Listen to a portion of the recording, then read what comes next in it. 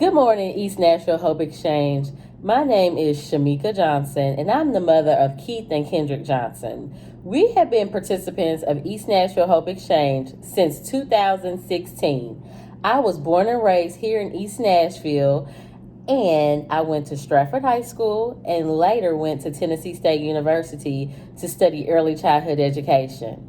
When I'm not at work teaching as a middle school EL teacher, I enjoy eating out at various restaurants, taking hikes on different trails around the city, and spending time with my family cooking, creating, building, and playing board games.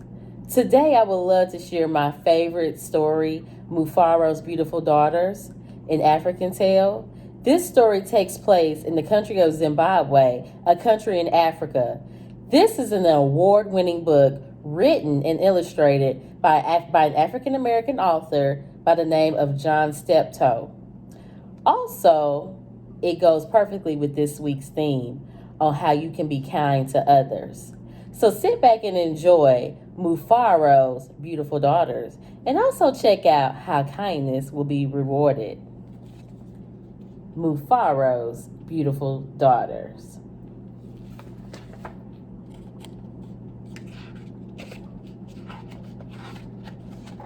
Mufaro's Beautiful Daughters. A long time ago, in a certain place in Africa, a small village lay across a river and a half a day's journey from a city where a great king lived. A man named Mufaro lived in this village with his two daughters, who were called Minyara and Nyasha. Everyone agreed that Minyara and Nyasha were very beautiful. Minyara was almost always in a bad temper. She teased her sister whenever their father's back was turned, and she had been heard to say, "Someday, Nyasha, I will be queen, and you will be the servant in my household." "If that should come to pass," Nyasha responded, "I will be pleased to serve you. But why do you say such things? You are clever and strong and beautiful. Why are you so unhappy?" "Because everyone talks about how kind you are, and they praise everything you do," Minyara replied. "I am certain that your father loves you best, but when I'm queen, everyone will know that your silly kindness is only weakness."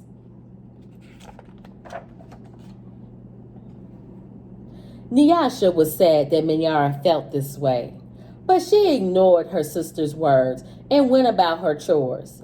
Nyasha kept a small plot of land on which she grew millet, sunflowers, yams, and vegetables. She always sang as she worked, and some said it was her singing that made her crops grow bountiful and beautiful more than anyone else's. One day, Nyasha noticed a small garden snake resting beneath a yam vine. "Good day, little Nyoka," she called to him. "You are welcome here. You will keep any creatures away that may spoil my vegetables." She bent forward and gave the little snake a loving pat on the head, and then returned to work. From that day on, Nyoka was always at Nyasha's side when she tended the garden. It was said that she sang all the more sweetly when he was there. Mufaro knew nothing of how Minyara treated Nyasha. Nyasha was too considerate of her father's feelings to complain, and Minyara was always careful to behave herself when Mufaro was around. Early one morning, a messenger from the city arrived. The great king wanted a wife. "The most high, worthy, and beautiful daughters in the land are invited to appear before the king, and he will choose one to become his queen," the messenger proclaimed. Mufaro called Minyara and Nyasha to him. "It will be a great honor to have one of you chosen," he said. "Prepare yourself to journey to the city. I will call together all of our friends to make a wedding party. We will leave tomorrow as the sun rises." "But father, Manyara said sweetly. It would be painful for either of us to leave you, even to be a wife to the king. I know Nyasha would grieve to death if she were to be parted from you. I am strong. Send me to the city and let poor Nyasha be happy here with you.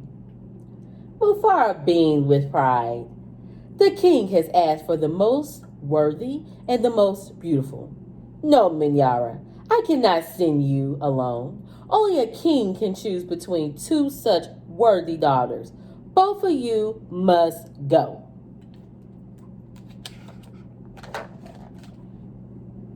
That night, when everyone was asleep, Minyara stole quietly out of the village. She had never been in the forest at night before, and she was frightened. But her greed to be the first to appear before the king drove her on. In her hurry, she almost stumbled over a small boy who suddenly appeared standing in the path.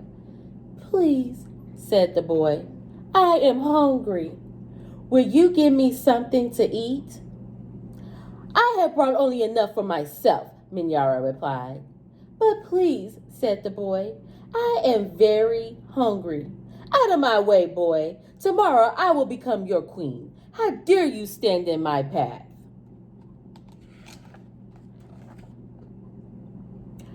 After traveling what seemed to be a great distance, Minyara came to a small clearing. There, laying against the moonlight, was an old woman seated on a large stone. The old woman spoke. I will give you some advice, Minyara. Soon after you pass the place where the two paths cross, you will see a grove of trees. They will laugh at you, but you mustn't laugh at them in return. Later, you will meet a man with his head down and under his arm. You must be polite to him. How do you know my name? How dare you advise your future queen? Stand aside, you ugly old woman, Minyara scolded, and then rushed on her way without looking back. Just as the old woman had foretold, Minyara came to a grove of trees, and they did indeed seem to be laughing at her. I must be calm, Minyara thought. I will not be frightened. She looked up at the trees and laughed out loud. Ha ha ha ha! I laugh at you, trees, she shouted as she hurried on. It was not yet dawn when Minyara heard the sound of rushing water. The river must be up ahead, she thought. The great city is just on the other side. But there on the rise, she saw a man with his head tucked under his arm.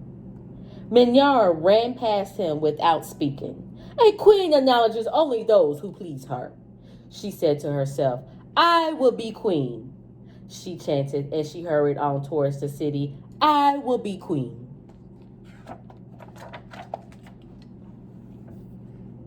Nyasha woke up at the first light of the dawn. As she put on her finest garments, she thought of how life might be changed forever beyond this day. I much prefer to leave here, she admitted to herself. I hate to leave this village and never see my father or sing to little Nyoka again.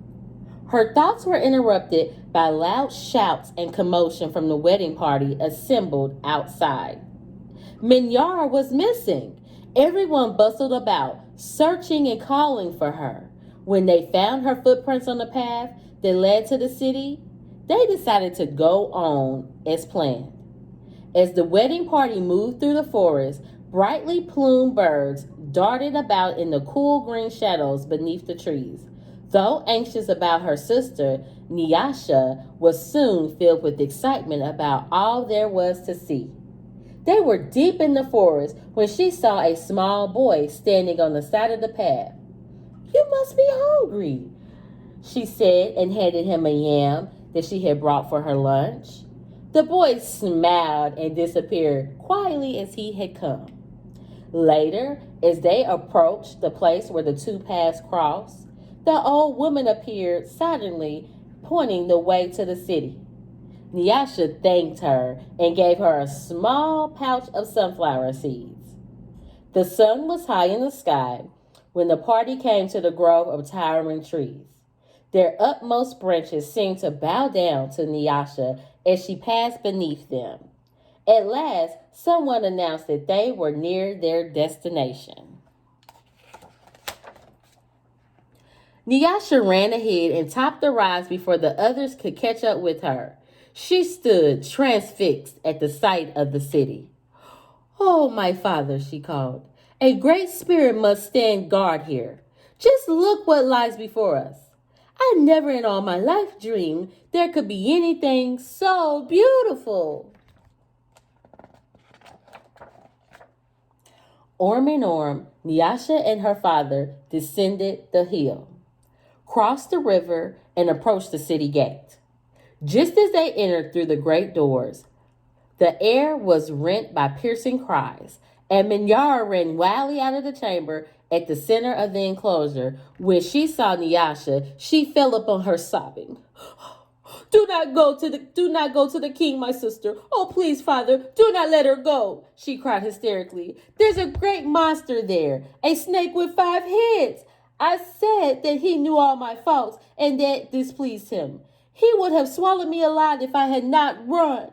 Oh, my sister, please do not go inside that place." It frightened Nyasha to see her sister so upset. But leaving her father to comfort Minyara, she bravely made her way to the chambers and opened the door.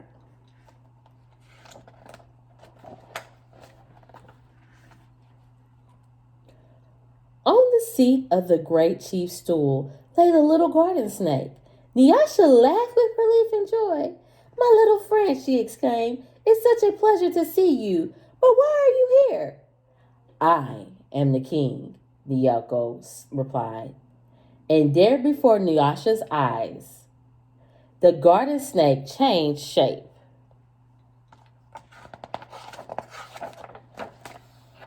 "I am the king. I am also the hungry boy with whom you shared a yam in the forest, and the old woman to whom you made a gift of sunflower seeds. But you know me best as Nyaka. Because I have been all of these, I know you have to be the most worthy and the most beautiful daughter in the land. It would make me very happy if you would be my wife." And so it was. A long time ago, Nyasha agreed to be married. The king's mothers and sisters took Nyasha to their home, and the wedding preparations began.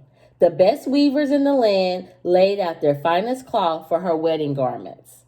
Villagers from all around the town were invited to the celebration, and a great feast was held.